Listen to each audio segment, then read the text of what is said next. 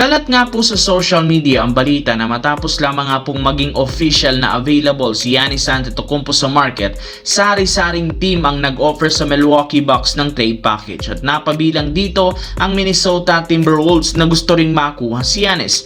Though wala masyadong draft capital ang Timberwolves na maipang-o-offer bilang kapalit, meron rin naman sila mga batang player na merong malaking potensyal kagaya ni na Jaden McDaniels, Terrence Shannon at Joan Beringer na siguradong magugustuhan ng Milwaukee.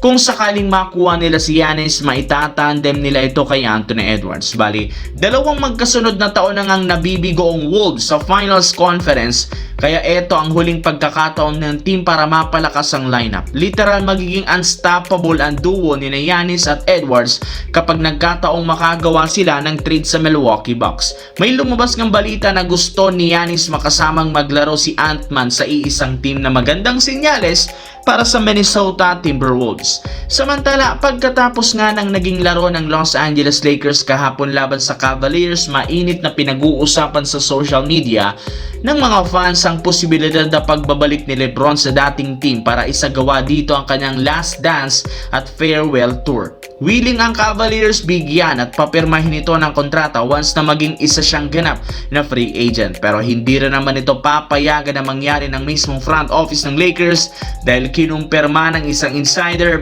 balak ni Rob Pelinka panatilihin si LeBron James sa lineup. Ang kaso, kailangan muna nga nitong pababain at sisiguraduhin nga ng Lakers na bibigyan siya ng kontrata. Sa madaling salita, para manatili si LeBron, kailangan nitong mag-cut off ng kanyang kontrata kagaya ng ginawa ng Houston Rockets kay Kevin Durant. Aminado ang Lakers, kailangan pa rin nila si LeBron James sa kampanya. Sa kabila ng edad nito, naniniwala sila malaki ang may tutulong nito kay Luka Doncic sa pagkuha ng kampeonato. Sa kabilang banda, simula nga sa pagiging kampiyon ng New York Knicks nitong NBA Cup, plano ng team gumawa ng napakalaking pagbabago next week sa trade deadline.